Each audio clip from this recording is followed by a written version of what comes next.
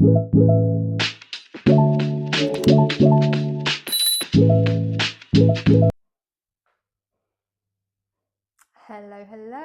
welcome to my channel. I'm Megan and this is Skipping Stitches. Hello if you're new here and hello if you are coming back again for more content. This channel is for all things stitch, sew, dressmaking, everything wonderful that you might want to listen to and get involved in to do with sewing your own clothes. So, as I said, welcome. It's great to have you here, and as always, please give me a thumbs up. Let me know you're out there. Leave me a comment and subscribe as well. That would be fantastic.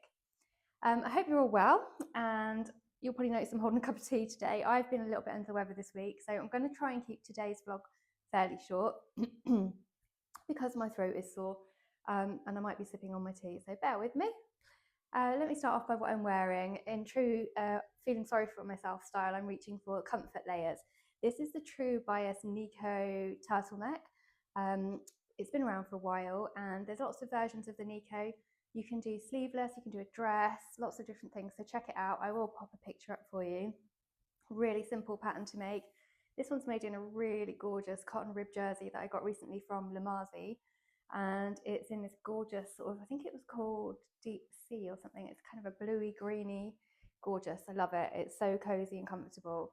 And as many of you will already know, rib knit is it's not equal. I've had some awful ones in the past that have been very hard to sew with. This one was a delight. I've used a twin needle at the cuffs, and then I think elsewhere I've just used, I think I used lightning stretch and my overlocker, so it came together really quickly and really easily. I've actually got some fabric to show you later, which is the same as this in a different colourway. But before we get on to that, today is all about my most recent and probably one of my proudest makes, which is a pair of jeans. Now, I know many of us as dressmakers aspire to make our own jeans somewhere along the journey. Many of you are already amazing at this and just seem to crack it every time. I have dipped my toes into the water before and I have made a couple of pairs of jeans. I made the Nielson Dawn jeans. I went to a jeans making class, which didn't turn out to be great because I would say the methods probably weren't that modern, and they ended up not fitting me very well, and the whole lot needed unpicking, and I haven't had the heart to do it since then.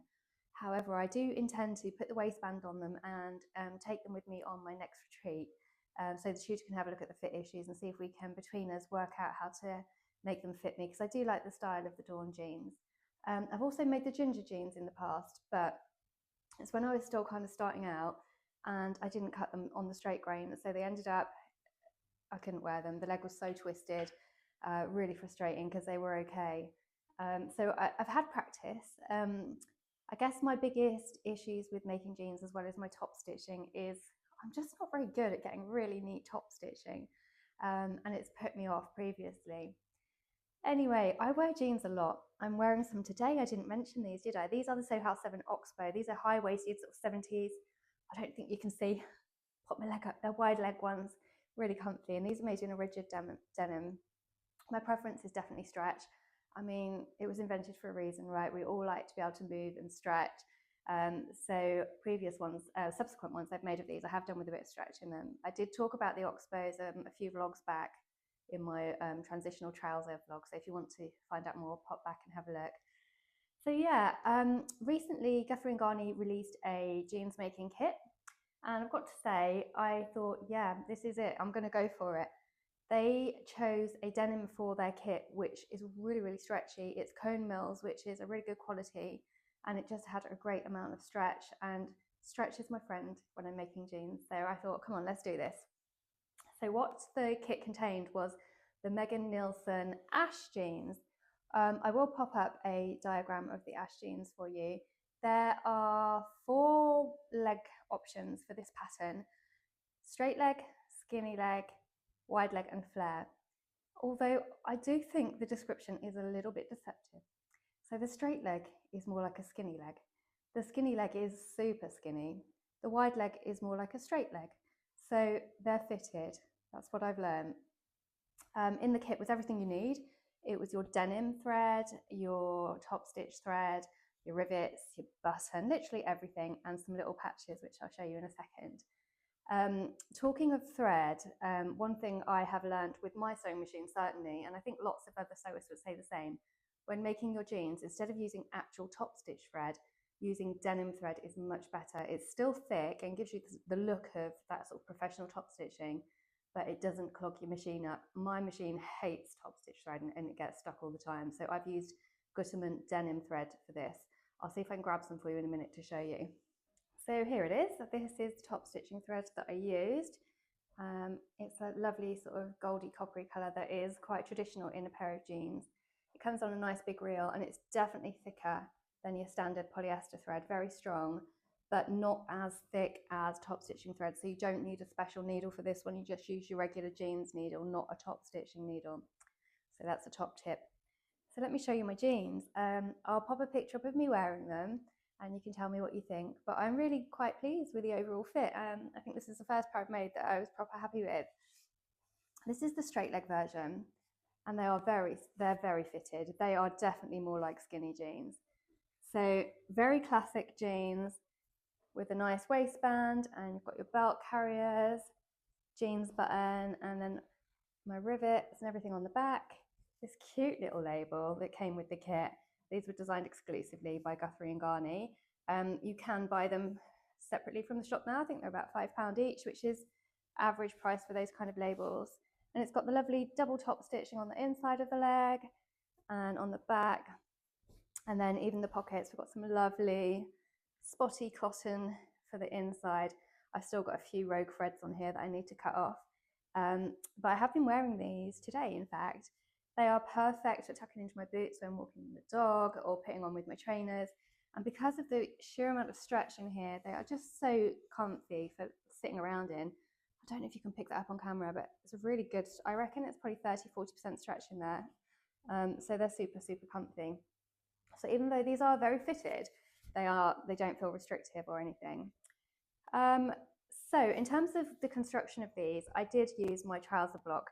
I've talked about my trouser block before. I went on a course last year, which was also at the Guthrie & Garney studio, led by a lovely tutor called Emma, who's freelance, works throughout the country at different venues. So have a look and see if she's anywhere near you.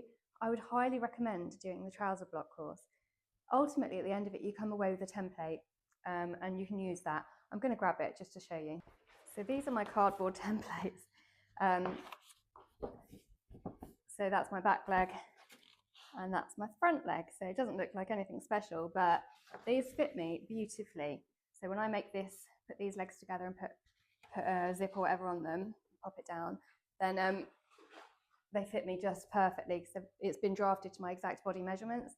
So when I set out on the jeans pattern, I cut out the pattern according to my size.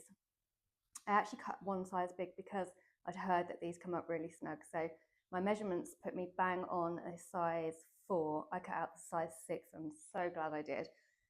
I laid it on top of my block and I could see straight away that the back crotch curve was not long enough and it wasn't deep enough.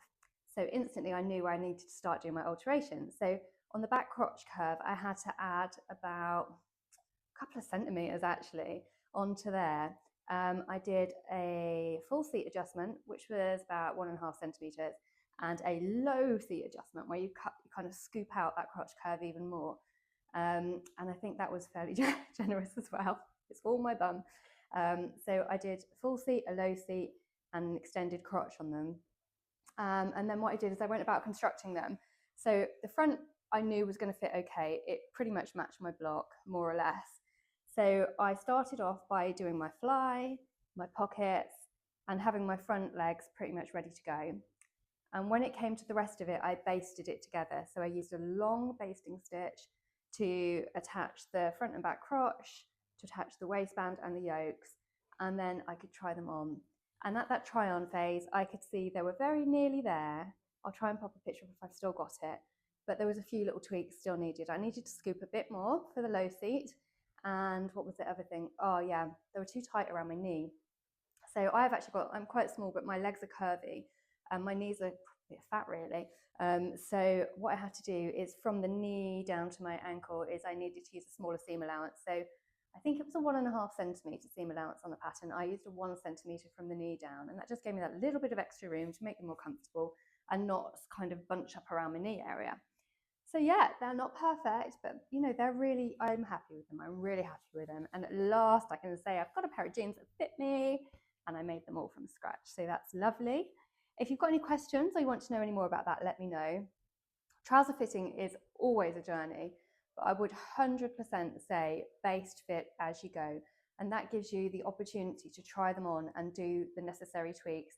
Some things you can't do at that stage, so you need to do any common adjustments for you at the beginning. But you know, there's a lot you can do at that base fitting stage. You can let them out, take them in. You can put a deeper or shorter waistband, a tighter, or you know, you can do all sorts. My waistband, even though it's a size bigger, is really, you know, very fitted on me. I'm hoping they're going to stretch a bit as time goes on, which they normally do, don't they? So yeah, I could have lengthened the waistband, and you know, I had enough fabric left as well, so I could have recut a leg if I needed to. But yep, I'm very chuffed with these. So let me know if you've got any questions about the process, and I'll try and get back to you. I am by no means any expert on trouser fitting. I've definitely had a few disasters over the last couple of years. That's all part of the journey, and that's how we learn, isn't it? So yeah. Okay, so just another thing I'll quickly talk to you about today. I've got, I think they're just off camera actually. I've got a little pile of fabric next to me, and I'm going to show you them. Let me just have some tea because my throat's killing me because I'm such a chatterbox. So I talked about this fabric that I got from Lamazi. I've also ordered it in this beautiful, it's called mauve wine. It's kind of a, I don't know, I guess it is mauvey, isn't it? Purpley, plummy, gorgeous. I love it. And that's going to be for another Nico because this will go with so much of my wardrobe. Obviously it's a plain colour so I can wear it with jeans and whatnot, but it also goes with some of my skirts that I've got a lot of sort of cord A-line mini skirts. I think it'll be great. It's quite a wide fabric as well, so I only needed 1 metre of this, and that will be plenty to make one of these. I make it in the smaller size. Obviously if you wanted a bigger one you might need a bit more. It's got a gorgeous amount of stretch, very good recovery. I just really love these plummy colours for the autumn, as you're about to see. And another one, I'm going to be totally honest with you, I've completely stolen this idea from Lauren Guthrie on her, was it her Instagram or I think it was her YouTube she did recently. She was wearing a cardigan and I was like, oh my gosh, I need that. You may have seen this fabric last year. It's been around before, but this is a new colorway. Look at it. It's like a big blanket, isn't it? So it's a wool blend. I think it's about 40% wool. Oh, I've got a little blob of laundry detergent on there. That's annoying. So yeah, it's a wool blend and it's really, really thick and snuggly. You can see, look at it. I ordered more fabric than I need because it's basically stripy and I'm going to have to pattern match it. And it's going to be another Marlowe cardigan. Surprise, surprise. If I've got enough fabric, I might do the slightly longer version. I'm not sure if I've got enough ribbing to do the longer version, but it's just like literally it's autumn in a fabric, that isn't it? It's pinks, purples, khaki greens, creams. I just love it. It's a bit bold, but I mean, why not? And for the ribbing, I've got a choice of 2 actually. So this is the one I ordered. I ordered these both from Lamazi. So that one I think goes really nice. It's the plum cozy sweatshirting. This one's very stretchy and like a more lighter weight sweatshirting. I think that tones in really nicely for the ribbing. I couldn't use this fabric, it's too thick, so it needs a separate. And this is the one that Lauren used with hers, which is a slightly more pink toned one, and it's a less stretchy but thicker sweatshirting. Also gorgeous, but I'm slightly more inclined to the more purpley one. Also it's got more stretch, so I think I might prefer that. I just think I prefer the purple overall. It's got more autumnal feels to me. So look, all purples and pinks. There's a theme, but I love them. I just love these kind of cozy fabrics at this time of year. So yeah, I've got lots to keep me going as usual. While I'm here, let me just remind you also the stitch show is fast approaching. I'm going, and we are now going on the Thursday. I was initially going on the Friday, but we've had to change. So I think that's the 9th of October. I have got a coupon which expires, I think, tomorrow, the 28th or the 29th of October. So if this is edited in time and it comes out, use my code. It is Skipping Stitches, and that will give you £2 off your standard tickets. I'll link the terms and conditions below. So please do use that. But that's it for now. If you've got any questions, like I said, about the jeans or my gorgeous fabrics, let me know. Otherwise, I'm going to go and finish my cup of tea, and I'll see you all next time. Bye bye.